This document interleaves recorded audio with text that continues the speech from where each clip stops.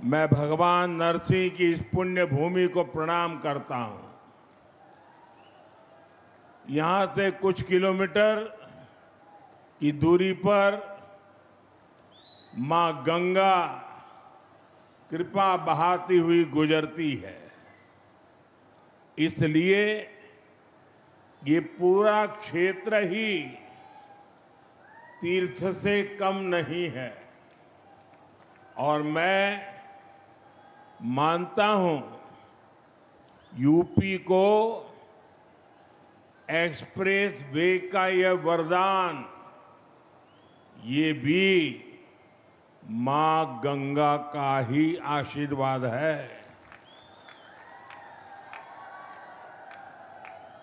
अब आप कुछ ही घंटों में संगम भी पहुंच सकते हैं और काशी में बाबा के दर्शन करके भी वापस आ सकते हैं।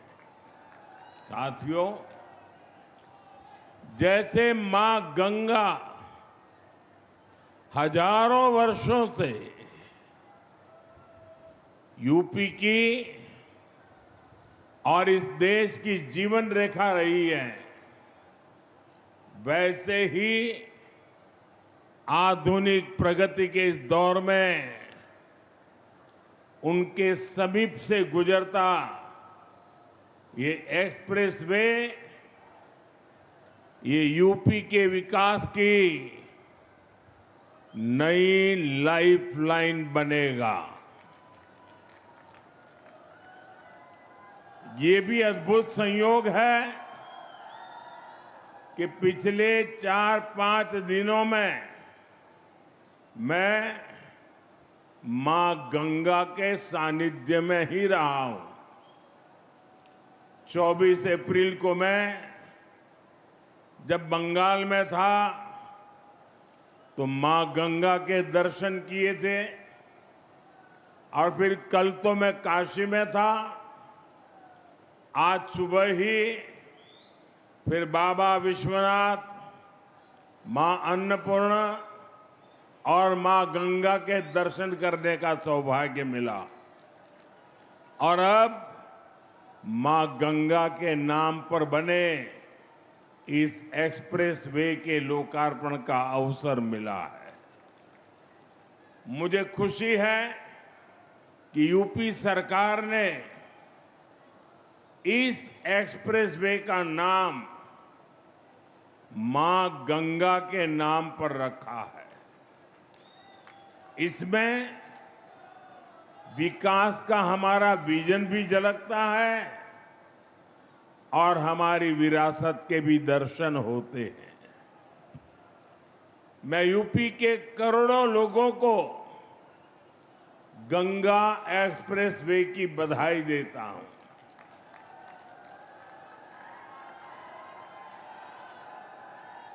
साथियों, आज लोकतंत्र के उत्सव का भी एक अहम दिन है।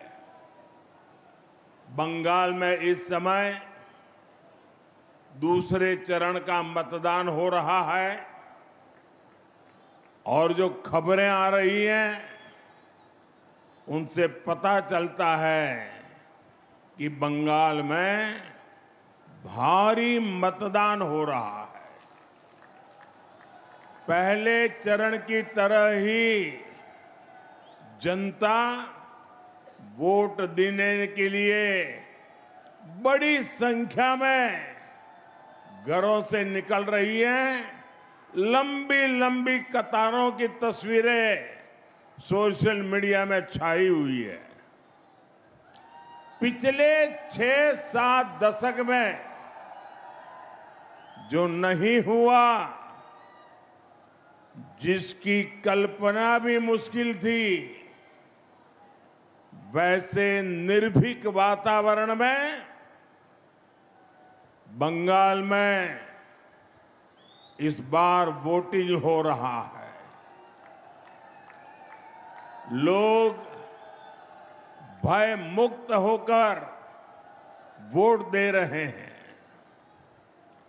ये देश के संविधान और देश के मजबूत होते लोकतंत्र का पुण्य प्रतीक है।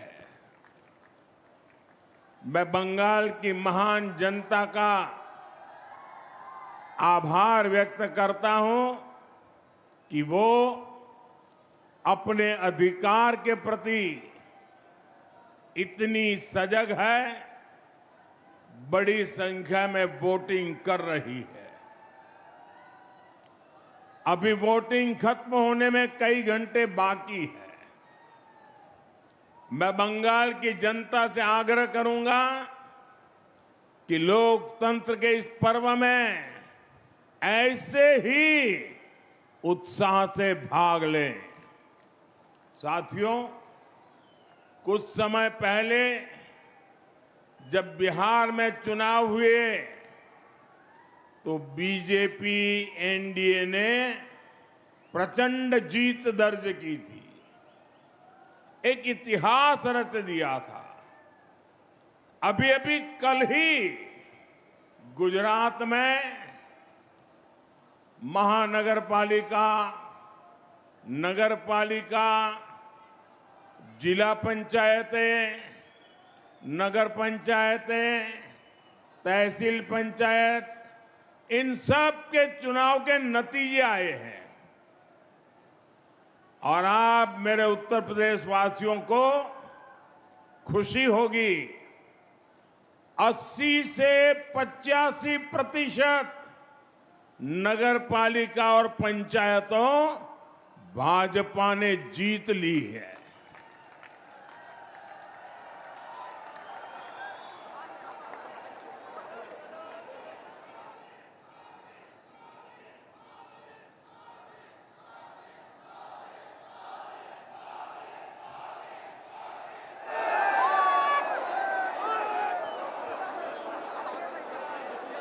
और मुझे विश्वास है कि इन 5 राज्यों के चुनाव में भी भाजपा ऐतिहासिक जीत की हैट्रिक लगाने जा रही है।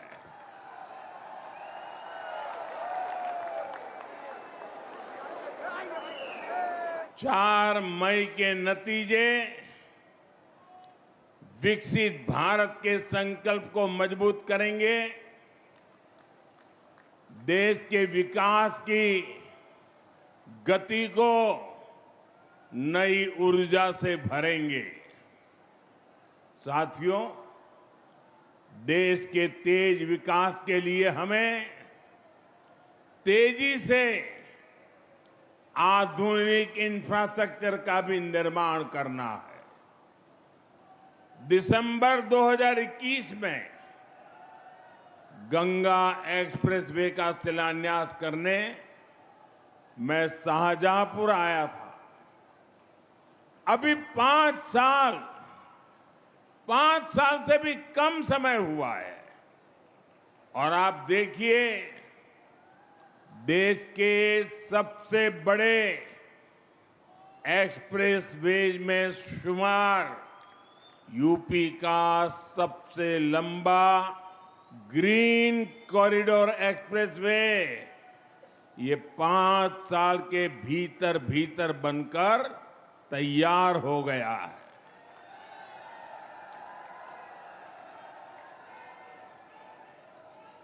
आज हरदोई से इसका लोकार्पण भी हो रहा है।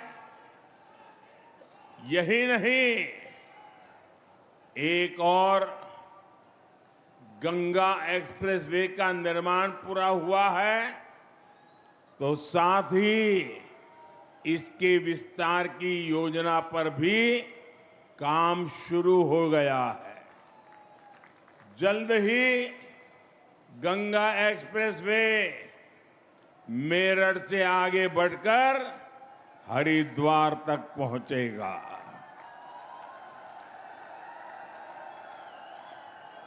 इसके और बेहतर उपयोग के लिए फर्रुखाबाद लिंक एक्सप्रेसवे का निर्माण कर इसे अन्य एक्सप्रेसवे से भी जोड़ा जाएगा। ये है डबल इंजन सरकार का विजन। ये है भाजपा सरकार के काम करने की स्पीड। ये है भाजपा सरकार के काम का तरीका। भाइयों बहनों, कुछ ही दिन पहले मुझे दिल्ली देहरादून एक्सप्रेसवे के लोकार्पण का अवसर मिला था। तब मैंने कहा था कि नए बनते एक्सप्रेसवे विकसित होते भारत की हस्तरेखाएं हैं और ये आधुनिक हस्तरेखाएं आज भारत के उज्जवल भविष्य का जयघोष कर रही है।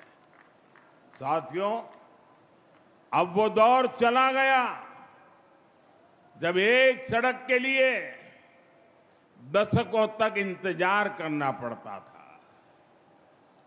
एक बार घोषणा हो गई तो वर्षों तक फाइलें चलती थी। चुनाव के लिए पत्थर लग जाता था। उसके बाद सरकारें आती रहती थी, जाती रहती थी, लेकिन काम का कुछ अता पता नहीं लगता था। कभी कभी तो पुराने फाइलें ढूंढने के लिए बड़े बड़े अफसरों को 2-2 साल तक मेहनत करनी पड़ती थी। डबल इंजन सरकार में शिलान्यास भी होता है और तय समय में लोकार्पण भी हो करके रहता है। इसलिए ही आज यूपी के एक्सप्रेसवे से भी ज्यादा रफ्तार अगर कहीं है तो वो यूपी के विकास की रफ्तार ही है। साथियों, वो एक्सप्रेसवे केवल एक हाई स्पीड सड़क नहीं है। ये नई संभावनाओं का, नए सपनों का, नए अवसरों का गेटवे है। गंगा एक्सप्रेसवे करीब 600 किलोमीटर लंबा है। पश्चिमी यूपी में मेरठ, बुलंदशहर, हापुड़, अमरोहा, संभल और बदायूं, मध्य यूपी में शाहजहांपुर, हरदोई, उन्नाव, रायबरेली, पूर्वी यूपी में प्रतापगढ़ और प्रयागराज, इनके आसपास के दूसरे जिले गंगा एक्सप्रेसवे, इससे इन इलाकों के करोड़ों लोगों का जीवन बदलेगा। साथियों, इन क्षेत्रों को गंगा जी और उनकी सहायक नदियों की उपजाऊ मिट्टी का वरदान मिला है। लेकिन पहले की सरकारों ने जिस तरह किसानों की उपेक्षा की, उसके कारण किसान परेशानियों के में ही घिर करके रह गए। यहां के किसानों की फसलें बड़े बाजारों तक नहीं पहुंच पाती थी। कोल्ड स्टोरेज की कमी थी, लॉजिस्टिक का अभाव था, किसानों को उनकी मेहनत का सही मूल्य नहीं मिलता था। अब उन कठिनाइयों का समाधान भी तेजी से होगा। गंगा एक्सप्रेसवे से कम समय में बड़े बाजारों तक पहुंच मिलेगी। यहां खेती के लिए जरूरी इंफ्रास्ट्रक्चर का विकास होगा। इससे हमारे किसानों की आय बढ़ेगी। साथियों, गंगा एक्सप्रेसवे यूपी के एक छोर को दूसरे छोर से तो जोड़ता ही है, ये एनसीआर की असीम संभावनाओं को भी करीब लाएगा। गंगा एक्सप्रेसवे पर गाड़ियां तो दौड़ेगी ही, इसके किनारे नए औद्योगिक अवसर विकसित होंगे। इसके लिए हरदोई जैसे दूसरे जिलों में इंडस्ट्रियल कॉरिडोर विकसित किए जा रहे हैं। इससे हरदोई, शाहजहांपुर, उन्नाव समेत सभी 12 जनपदों में नए उद्योग आएंगे। अलग अलग सेक्टर्स जैसे फार्मा, टेक्सटाइल आदि के क्लस्टर्स विकसित होंगे। युवाओं के लिए रोजगार के नए अवसर भी तैयार होंगे। साथियों, हमारे ये युवा मुद्रा योजना और ओडीओपी जैसी योजनाओं को उसकी ताकत से खुद भी नए नए कीर्तिमान गढ़ रहे हैं। यहां छोटे उद्योग, एमएसएमई को बढ़ावा मिल रहा है। बेहतर कनेक्टिविटी की सुविधा से उनके लिए भी नए रास्ते खुलेंगे। मेरठ की स्पोर्ट्स इंडस्ट्री, संभल का हैंडीक्राफ्ट, बुलंदशहर के सिरेमिक, हरदोई का हैंडलूम, उन्नाव का लेदर, प्रतापगढ़ के आंवला प्रोडक्ट्स, ये सब बड़े स्केल में देश दुनिया के मार्केट में पहुंचेंगे। लाखों परिवारों के इससे आमदनी बढ़ेगी। आप मुझे बताइए, क्या पुरानी सरकार में हरदोई, उन्नाव जैसे जिलों में इंडस्ट्रियल कॉरिडोर बनाने की कल्पना तक हो सकती थी क्या? हमारे हरदोई से भी एक्सप्रेसवे गुजरेगा, ये कोई सोच सकता था क्या कभी? ये काम केवल भाजपा सरकार में ही संभव है। साथियों, पहले यूपी को पिछड़ा और बीमारू प्रदेश कहा जाता था, वही उत्तर प्रदेश आज $1 ट्रिलियन की इकोनॉमी बनने के लिए आगे बढ़ रहा है। ये एक बहुत बड़ा लक्ष्य है, लेकिन इसके पीछे उतनी ही बड़ी तैयारी भी है, क्योंकि यूपी के पास इतनी असीम क्षमता है। देश की इतनी बड़ी युवा आबादी का पोटेंशियल यूपी के पास है। इस ताकत का इस्तेमाल हम यूपी को मैन्युफैक्चरिंग हब बनाने के लिए कर रहे हैं। यूपी में नए उद्योग और कारखाने लगेंगे। यहां जब बड़ी मात्रा में निवेश आएगा, तभी यहां आर्थिक प्रगति के दरवाजे खुलेंगे, युवाओं के लिए रोजगार के अवसर पैदा होंगे। भाइयों बहनों, इसी विजन को केंद्र में रखकर बीते वर्षों में लगातार काम हुआ है। आप सब खुद भी महसूस कर रहे हैं, जिस यूपी की पहचान पहले पलायन से होती थी, आज उसे इन्वेस्टर समिट और इंडस्ट्रियल कॉरिडोर के लिए जाना जा रहा है। यूपी की इन्वेस्टर समिट में देश और दुनिया से कंपनियां आती हैं।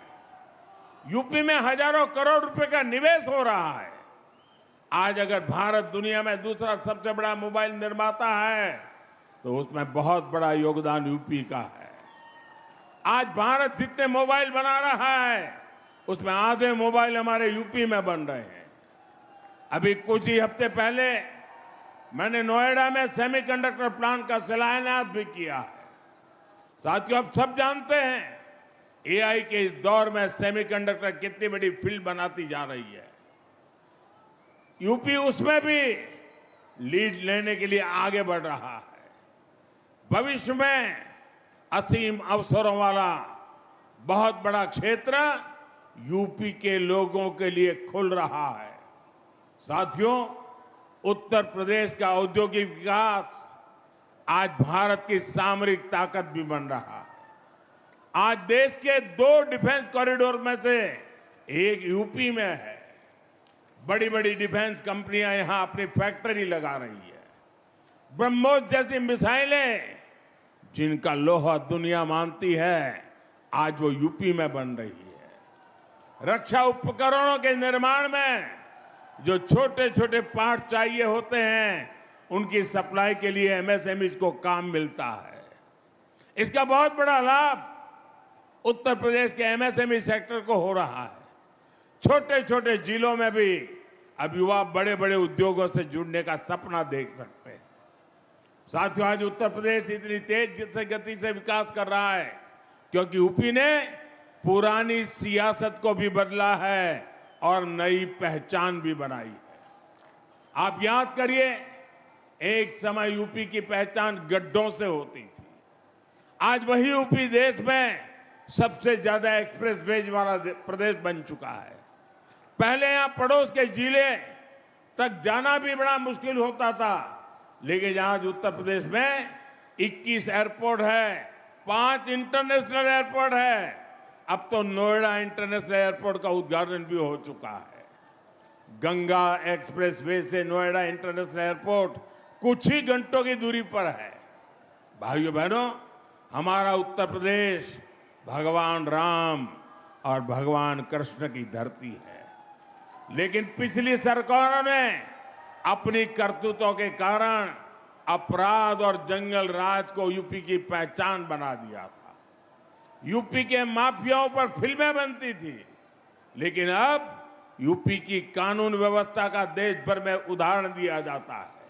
भाइयों बहनों, संसाधनों का बंदरबाट करने वाले जिन सिपाहियों के हाथ से सत्ता गई है, उन्हें यूपी की ये प्रगति पसंद नहीं आ रही है। वो एक बार फिर यूपी को पुराने दौर में धकेलना चाहते हैं। वो एक बार फिर समाज को बांटना और तोड़ना चाहते हैं।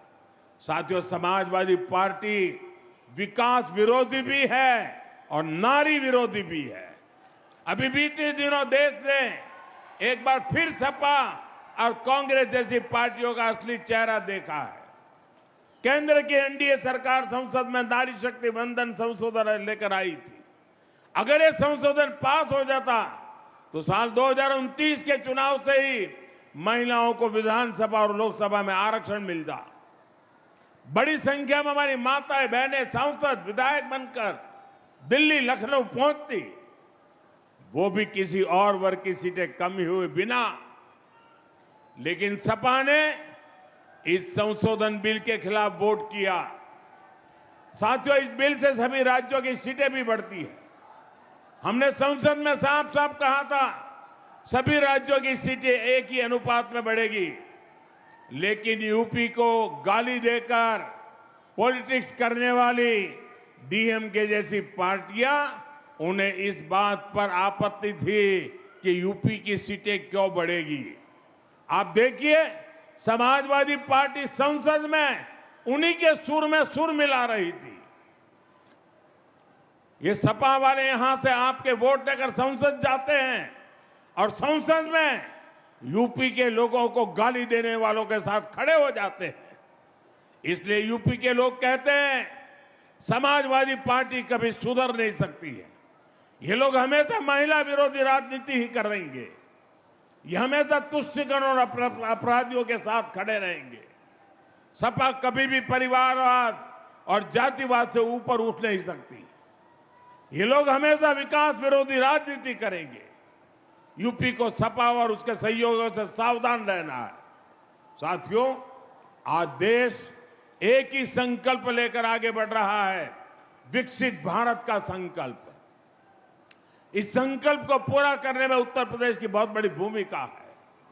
आप सब देख रहे हैं, आज पूरी दुनिया कैसे युद्ध, अशांति और अस्थिरता में फंसी हुई है। दुनिया के बड़े बड़े देशों में हालत खराब है, लेकिन भारत विकास के रास्ते पर उसी रफ्तार से आगे बढ़ रहा है। बाहर के दुश्मनों को यह पसंद नहीं आ रहा। भीतर बैठे कुछ लोग भी सत्ता की भूख में भारत को नीचा दिखाने की कोशिश में लगे हैं। फिर भी हम न केवल सुरक्षित है, बल्कि विकास के नए नए कीर्तिमान भी गढ़ रहे हैं। हम आत्मनिर्भर भारत का अभियान को आगे बढ़ा रहे हैं। हम आधुनिक से आधुनिक इंफ्रास्ट्रक्चर का निर्माण कर रहे हैं। गंगा एक्सप्रेसवे इसी दिशा में एक और मजबूत कदम है। मुझे विश्वास है, गंगा एक्सप्रेसवे जिन संभावनाओं को हमारे दरवाजे तक लेकर आएगा, यूपी के लोग अपने परिश्रम और अपनी प्रतिभा से उन्हें साकार करके रहेंगे। इसी संकल्प के साथ आप सभी को एक बार बहुत बहुत बधाई, बहुत बहुत धन्यवाद। भारत माता की, भारत माता की। वंदे वंदे वंदे वंदे वंदे। बहुत बहुत धन्यवाद।